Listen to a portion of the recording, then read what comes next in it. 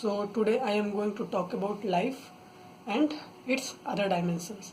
Okay, so life is a sub part of spirituality. When you travel in the world and when you see things around you, you divide whole things into animate and inanimate object.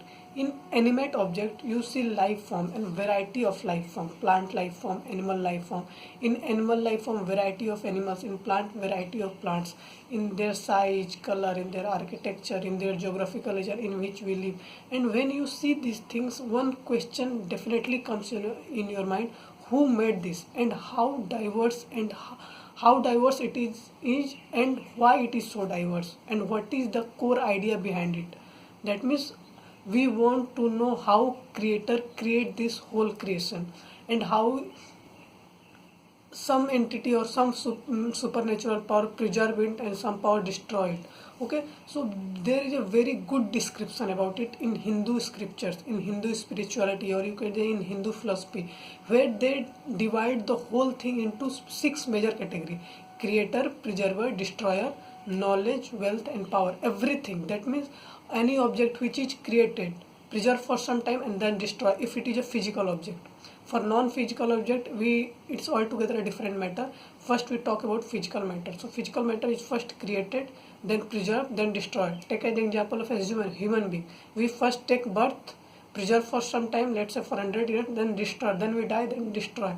So our life is explain this idea. Okay, so because we are a human being, so whatever theory we give about life, it is experience of our life. Okay, and when we experience other inanimate object like stone and other lesser form of life like plants and other creatures, we have to practice some sadhana, some meditation, so that we understand them. Okay, if you want to listen what a rock said, you have to be so meditative that your breath are very minimal in 1 minute. You take very minimal breath in 1 minute. This is a practice through which you sensitive to other life form which are not in your perception right now. Okay, general birth of a human being is uh, breath, not birth. General breath of a human being is 15 in a 1 minute.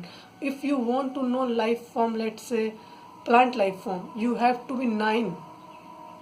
You have to in 1 minute you have to take 9 breath. If you want to know rock, inanimate object, you have to take 6 breath in 1 minute. Okay, so it is not just come sudden. You have to practice this on daily basis, and it is very essential to know these things. Okay, every life form is connected to each other in such a sophisticated manner. You cannot delete it, or you cannot cut it, but due to our ignorance we miss it. Okay, so if you want to know understand the whole phenomena of life, be it from a small creature to ourselves to large creature, for a atom, a cell to ourselves to the whole cosmos, we are the microcosmos.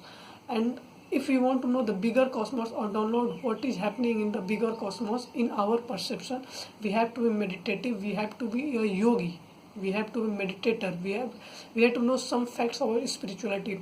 If you do not know anything, first try to find out question answer of each and every question which arises in your mind by your own. Then you understand what each and every people write, tell, or make videos. Okay, everything is just what they think.